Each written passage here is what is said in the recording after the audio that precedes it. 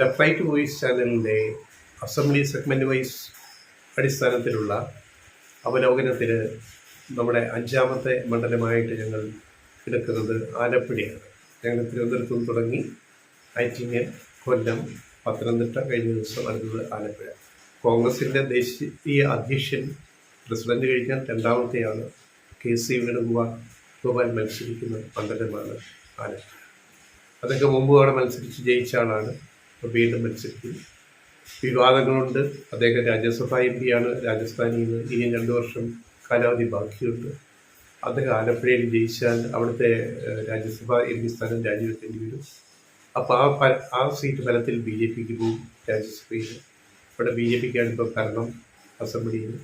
ഇനി ഇവിടെ നമ്മളതിൻ്റെ ഒരു ആലപ്പുഴയുടെ ചരിത്രം തന്നെ. ആലപ്പുഴ ഒരു വളരെ ഇടതുപക്ഷത്തിനും വലതുപക്ഷത്തിനും വളരെ വളക്കൂറുള്ള ഒരു മണ്ണായിട്ട് നമുക്ക് വേണ്ടിയെടുക്കാം. അവിടെ CPI, പിന്നെ പാർട്ടി പിളരുമ്പോൾ CPM, അതിനുമ്പോൾ CPI, അതുപോലെ കോൺഗ്രസിൻ്റെ സ്ഥാനാർത്ഥികൾ അറിയപ്പെടുന്നവർ പലതവണ ജയിച്ച മണ്ണാണ് ആലപ്പുഴ ലോക്സഭ എന്ന് പറയുന്നത്. അത് അമ്പലപ്പുഴ ലോക്സഭയായിരുന്നു ആദ്യം, പിന്നെ അത് ആലപ്പുഴയായി. അപ്പോൾ 8 തവണ കോൺഗ്രസ് അവിടെ ജയിച്ചിട്ടുണ്ട്. 8 തവണ. CPIM 5 തവണ ജയിച്ചിട്ടുണ്ട്. CPI 3 തവണ. RSP 1 തവണ. അപ്പം തുല്യമാണ്, ബലാബലം തുല്യമാണ്. അതായത് 8 തവണ കോൺഗ്രസ് ജയിച്ചപ്പോൾ ഏതാണ്ട് 5, 3, 8, 9 തവണ ഇടതുപക്ഷത്തിൻ്റെ സ്ഥാനാർത്ഥികൾ ജയിച്ചിട്ടുണ്ട്. ജയിച്ചതിൽ വളരെ പ്രമുഖരാണ്, അറിയപ്പെടുന്ന നേതാക്കളാണ്. ഒന്ന് PT പുന്നൂസ്, പിന്നെ PK Vasudevan Nair, Susheela Gopalan, K Balakrishnan, VM Sudheeran, Vakkom Purushothaman, TJ Anjalose, KC Venugopal വരെ അറിയപ്പെടുന്ന വ്യക്തിത്വങ്ങളാണ്.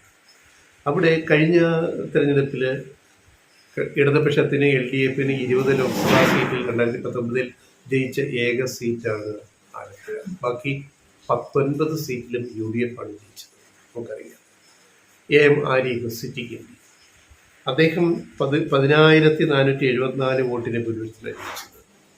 വോട്ട് ഷെയർ പറഞ്ഞു കഴിഞ്ഞാൽ ആരിഫിന് 40.9%, ഷാനിമോൾ ഉസ്മാൻ കോൺഗ്രസ് സ്ഥാനാർത്ഥിക്ക് 40%, K രാധാകൃഷ്ണൻ്റെ BJPക്ക് കിട്ടിയത് 17.24%. ഇതാണ് അവിടുത്തെ വോട്ടിംഗ് പാറ്റേൺ 2019. അന്ന് 80% പോളിംഗ് അന്ന് നടന്നു. പക്ഷേ ഇത്തവണ നടന്നത് 74%. അപ്പോൾ ഒരു 6% പോളിംഗ് കുറവ്, വോട്ടിൽ, അതായത് പെർസെൻറ്റേജിൽ കുറവ് ആലപ്പുഴയിൽ. കേരളത്തിൽ എല്ലായിടത്തും സംഭവിച്ചു. പിന്നെ ആരിഫ് ലോക്സഭ MP ആയപ്പോൾ അസംബ്ലി സെഗ്മെൻസിൽ അരൂരിലെ MLA ആയിരുന്നു ആരിഫ്. അപ്പോൾ ആരിഫ് രാജിവെച്ചു. അവിടെ ബൈ ഇലക്ഷൻ നടന്നു 2019 6 മാസത്തിനകത്ത്. അപ്പോൾ അവിടെ കോൺഗ്രസ് ജയിച്ചാൽ ഷാനിമോൾ ഉസ്മാൻ അവിടെ ജയിച്ചത് ഒരു ചെറിയ ഭൂരിപക്ഷത്തിനാണ്. എതിർ സ്ഥാനാർത്ഥി CPMൻ്റെ മനൂസി പുളിക്കൽ ആണ് പരാജയപ്പെട്ടത്. ഷാനിമോൾ ഉസ്മാൻ 44.88% വോട്ടും മനൂസി പുളിക്കൽ 43.54% വോട്ടും നേടി. BJPയുടെ പ്രകാശ് ബാബുവിന് കിട്ടിയത് 10.54. അവരുടെ ഒരു ബലാബലം BJPയുടെ 10% വോട്ട് നേടി. ഇതാണ് അസംബ്ലി സെഗ്മെൻറ്റ് അരൂരിൻ്റെ അവസ്ഥ. 2 ചേർത്തല, അവിടെ ഇപ്പോഴത്തെ കൃഷി മന്ത്രി B പ്രസാദോടെ നന്നായിട്ട് ജയിച്ചു. ഒരു LDFന് മേധാവിത്വമുള്ള ഒരു മണ്ഡലമാണ് ചേർത്തല. ഇപ്പോഴത്തെ കൃഷി മന്ത്രിയാണ് അവിടുത്തെ MLA. പിന്നെ ആലപ്പുഴയിൽ TP Chittaranjan CPM. ചിത്തരഞ്ജന് 46.31%. Doctor KS Manoj മുൻ MP, ഇടതുപക്ഷത്ത് നിന്നിട്ട് MP ആയാണ് UDFൻ്റെ സ്ഥാനാർത്ഥിയായിട്ട് വന്നത്. 38.98 വോട്ട്, 39 വോട്ടുകാർ. 39ഉം 7% വോട്ടിനും LDFിനോട് മേൽക്കൈയുണ്ട് ഈ പറയുന്ന ആലപ്പുഴ മണ്ഡലത്തിൽ. ഇനി അവിടെ BJP നേടിയ സന്ദീപ് വാചസ്പതി, അറിയാം, ടെലിവിഷൻ ചർച്ചകളിൽ വരുന്ന ആളാണ് സന്ദീപ് വാചസ്പതി. അദ്ദേഹത്തിന് കിട്ടിയത് 13.66% വോട്ടാണ്. അപ്പോൾ അവിടെ LDFിൻ്റെ മേൽക്കൈയുണ്ട്. അമ്പലപ്പുഴ, അവിടെ H സലാമാണ് പുതിയ MLA LDFിൻ്റെ CPM. അപ്പോൾ അമ്പലപ്പുഴയിൽ 44.79% വോട്ട് സലാം നേടി. എതിരെ മത്സരിച്ച എം ലിജു, യൂത്ത് കോൺഗ്രസിൻ്റെ യുവ നേതാവ് എം ലിജുവിന് കിട്ടിയത് 36.67%. അതേപോലെ അനൂപ് ആൻ്റണി BJP സ്ഥാനം കിട്ടിയത് 16.34. ഇനി അടുത്തത് ഹരിപ്പാടാണ്. ഹരിപ്പാട് ചെന്നിത്തലയുടെ തട്ടകറിയാണ്. ചെന്നിത്തല അവിടെ 48.33%. രമേശ് ചെന്നിത്തല. ആർ സജിലാൽ CPI നേടിയത് 39.24. അപ്പോൾ ഒരു 7%-ലധികം വോട്ടിൻ്റെ ഭൂരിപക്ഷം പോളിങ്ങിൽ 7%-ലധികത്തിൻ്റെ മേൽക്കൈ രമേശ് ചെന്നിത്തലയ്ക്ക് അവിടെ ഇപ്പുറത്തെ ഹരിപ്പാട് കിട്ടി. അവിടെ BJPയുടെ അശ്വിനി ദേവ് നേടിയത് 11.88%. അതാണ് ഹരിപ്പാടിൻ്റെ പിച്ച. ഇനി കായംകുളം 2 വനിതകൾ മത്സരിച്ചു. സിറ്റിംഗ് MLA യു പ്രതിഭ, CPIM-ൻ്റെ U Prathibha. Sitting MLA. Congress ഒരു യുവ വനിതയെ സ്ഥാനാർത്ഥിയെ രംഗത്തിറക്കി.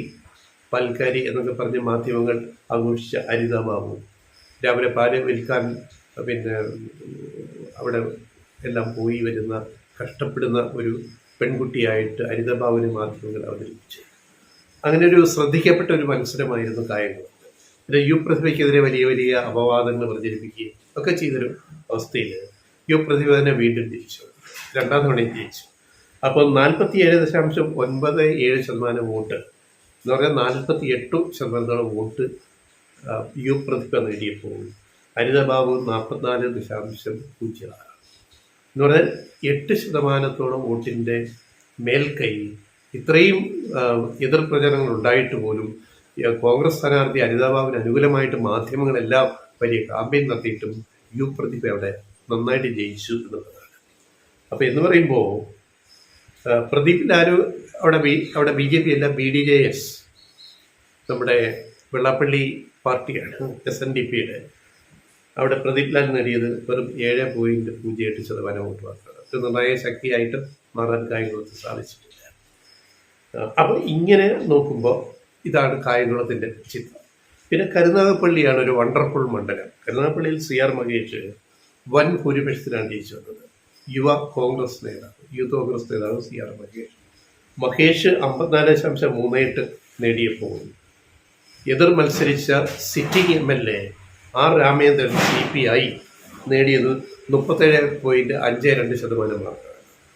വിറ്റി സുധീർ BJP നേടിയത് വെറും 7.01%. 10% വോട്ട് പോലും കരുനാഗപ്പള്ളിയിൽ BJPക്ക് കിട്ടിയില്ല. അതേസമയം മഹേഷിൻ്റെ വിജയം, മഹേഷ് അതിനു മുമ്പ് തവണ പരസ്പരം ഇവർ മത്സരിച്ചിട്ട് ആർ രാമേന്ദ്രൻ ജയിച്ച മണ്ഡലമാണ് കരുനാഗപ്പള്ളി. ആ സീറ്റാണ് യൂത്ത് കോൺഗ്രസ് നേതാവ് CR മഹേഷ് പിടിച്ചെടുത്തത്. അത് അദ്ദേഹത്തിൻ്റെ പെരുമാറ്റം കൊണ്ടും അദ്ദേഹത്തിൻ്റെ വ്യക്തിപരമായ ഇടപെടലുകളും ആ മണ്ഡലത്തിലെ എപ്പോഴും ഉള്ള ഒരാളെന്നുള്ള ഒരു വലിയ ഇമേജ് ഉണ്ടാക്കിയെടുക്കാൻ തോറ്റെങ്കിലും 5 വർഷം കൊണ്ട് അതിൽ പ്രയത്നിച്ചിട്ട് അദ്ദേഹം ജയിച്ചു വന്ന ആളാണ് CR മഹേഷ്. അപ്പോൾ CR മഹേഷ് കിട്ടിയ ഒരു മഹാഭൂരിപക്ഷം, അതായത് 29,000 വോട്ടിനാണ് CR മഹേഷ് എന്ന് പറയുന്ന യൂത്ത് കോൺഗ്രസ് നേതാവ് കരുനാഗപ്പള്ളിയിൽ ജയിക്കുന്നത്. അത് വ്യക്തിപരമായ വോട്ട് കൂടിയാണ്. ആ വോട്ടുകൾ ഇത്തവണ UDF കിറ്റിയിൽ ലോക്സഭ ഇലക്ഷനിൽ കിട്ടും എന്ന് നമ്മൾ പ്രതീക്ഷിക്കുകയും വേണ്ട. അത് CR മഹേഷിന് കരുനാഗപ്പള്ളിക്കാർ കൊടുത്ത വോട്ടാണ്. ആ വോട്ടുകൾ കോൺഗ്രസ് സ്ഥാനാർത്ഥിക്ക് ലോക്സഭയിലേക്ക് KC വേണുഗോപാലിന് കിട്ടണം എന്ന് നിർബന്ധമില്ല. കുറേയൊക്കെ കിട്ടുമായിരിക്കും, CR മഹേഷിൻ്റെ പ്രവർത്തനം കൊണ്ട് കുറേ കിട്ടുമായിരിക്കും. എന്നാലും അതിൽ പകുതി വോട്ടെങ്കിലും കിട്ടിയാൽ കിട്ടി എന്ന് നമ്മൾ കണക്കൂട്ടിയാൽ. അപ്പോൾ 7 മണ്ഡലങ്ങളിൽ 5 മണ്ഡലങ്ങളിൽ LDF ജയിച്ചു നിൽക്കും, 2 മണ്ഡലങ്ങളിൽ UP. ഈ ജയിച്ച മണ്ഡലങ്ങളിലൊക്കെ LDF നല്ല മേധാവിത്വം. ഇനി ഇക്കാര്യങ്ങളെല്ലാം പറഞ്ഞിട്ട് ഇപ്പോഴത്തെ ഇലക്ഷൻ ഇതെങ്ങനെ ബാധിച്ചിട്ടുണ്ട്? വോട്ടെടുപ്പ് കഴിഞ്ഞു, പോളിംഗ് കഴിഞ്ഞു. എന്താണ് KC വേണുഗോപാൽ ജയിക്കും. കോൺഗ്രസിൻ്റെ ദേശീയ മുഖങ്ങളിൽ ഒന്നാണ് ഇപ്പോൾ KC വേണുഗോപാൽ. ഇഷ്ടംപോലെ പണമൊഴുക്കിയാണ് KC ആലപ്പുഴയിൽ ഇലക്ഷൻ പ്രചാരണം നടത്തിയത്. ഈ ഫണ്ടിങ് എവിടെ നിന്ന് വരുന്നു? അത് കർണാടകയിൽ നിന്ന്. കർണാടകയിൽ നിന്ന് ആര്? അവിടുത്തെ ഉപമുഖ്യമന്ത്രി ആരാന്നറിയാവുന്നത്? അവിടുത്തെ ഉപമുഖ്യമന്ത്രി എന്ന് പറയുന്നത് കോൺഗ്രസിൻ്റെ ഏറ്റവും വലിയ ഫണ്ട് റൈസറാണ്. കോൺഗ്രസിന്റെ MLA-മാരെ മറ്റുള്ളവർ BJP ചാക്കിടാതിരിക്കാൻ റിസോർട്ടുകളിലും ഹോട്ടലുകളിലും കൊണ്ട് പാർപ്പിക്കുന്ന ചുമതല മുഴുവൻ ആർക്കാണ്? അത് കർണാടകത്തിലെ കോൺഗ്രസിലെ ഇദ്ദേഹത്തിനാണ്, ഉപമുഖ്യമന്ത്രിക്കാണ്, DK ശിവകുമാർ.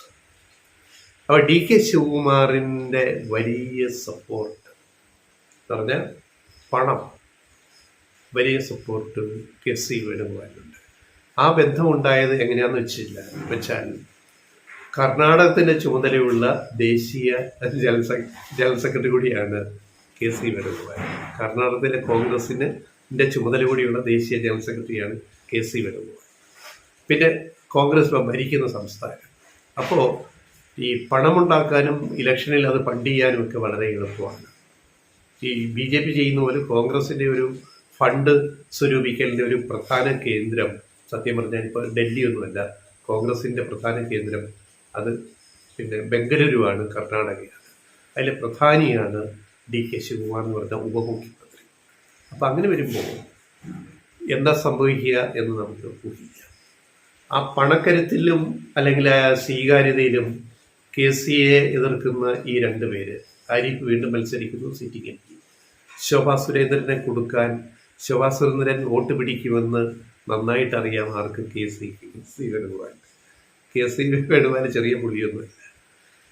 ശോഭാ സുരേന്ദ്രൻ ആലപ്പുഴയിൽ വോട്ട് കാച്ചറാവും, വോട്ട് പിടിക്കും നന്നായിട്ടെന്നറിയാവുന്ന KC ചെയ്ത എന്താണ്?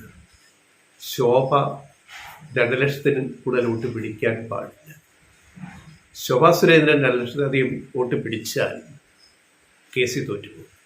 അത് KCക്ക് നന്നായിട്ട് അറിയാം. അതുകൊണ്ട് അത് സംഭവിക്കാതിരിക്കാൻ വേണ്ടിയാണ് KC ദല്ലാൽ നന്ദകുമാറിനെ രംഗത്തിറക്കിയിട്ട് വാർത്താ സമ്മേളനം നടത്തിച്ചത്. എന്താണ് കാര്യം? അത് 10 ലക്ഷം രൂപ ഞാൻ ശോഭാ സുരേന്ദ്രന് കൊടുത്തു, അത് തിരിച്ചു തന്നില്ല, പലരോടും ചോദിച്ചിട്ടും തന്നില്ല. വലിയ ആരോപണമാണ്. മത്സരിക്കുന്ന ഒരു സ്ഥാനാർത്ഥിയാണത്.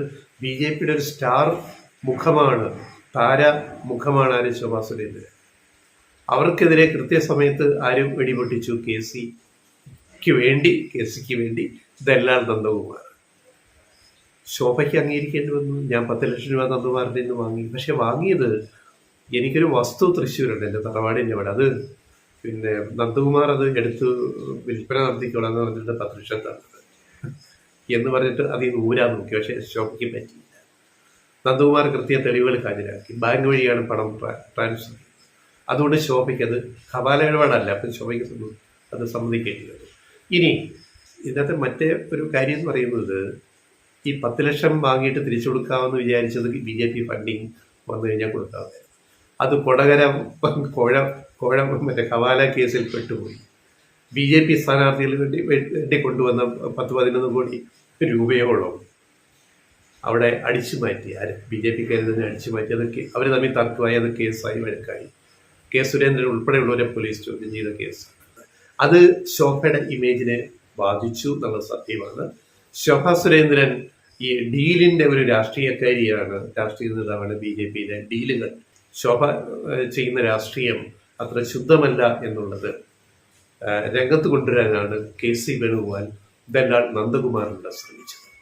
അതൊരു പരിധിവരെ വിജയിച്ചിട്ടുണ്ട്. അത് ആലപ്പുഴയിലെ വോട്ടിങ്ങിനെ അത് എങ്ങനെ ബാധിച്ചു എന്ന് വോട്ടെണ്ണുമ്പോൾ നമുക്ക് മനസ്സിലാക്കാൻ പറ്റും.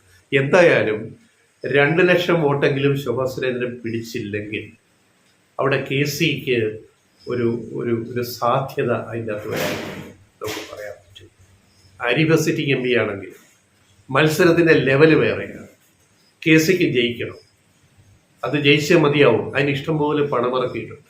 പിന്നെ വോട്ട് പിടിക്കാവുന്ന ശോഭാ സുരേന്ദ്രനെ കുടുക്കി ഈ വിവാദത്തിൽ. ഈ ഒരു പശ്ചാത്തലത്തിൽ ആലപ്പുഴ മണ്ഡലം വളരെ നിർണായക ഫോട്ടോ ഫിനിഷ് മത്സരമാണ്. ഒരു മേൽക്കൈ നമുക്ക് സിറ്റിംഗ് MPക്ക് ആരിഫിന് പറയാൻ പറ്റില്ല. ശോഭാ സുരേന്ദ്രൻ പിടിക്കുന്ന വോട്ടുകളായിരിക്കും ആലപ്പുഴയിലെ വിധി നിർണ്ണയിക്കുക. KC ജയിക്കുമോ അതോ ആരിഫ് ജയിക്കുമോ? എന്തായാലും ശോഭാ സുരേന്ദ്രൻ ജയിക്കാൻ പോകുന്നില്ല. പക്ഷെ അവർ പിടിക്കുന്ന വോട്ടായിരിക്കും ഈ ആലപ്പുഴയുടെ വിധിയെ നിർണ്ണയിച്ചിട്ടുണ്ടാവുക. ഇതാണ് ഞങ്ങളുടെ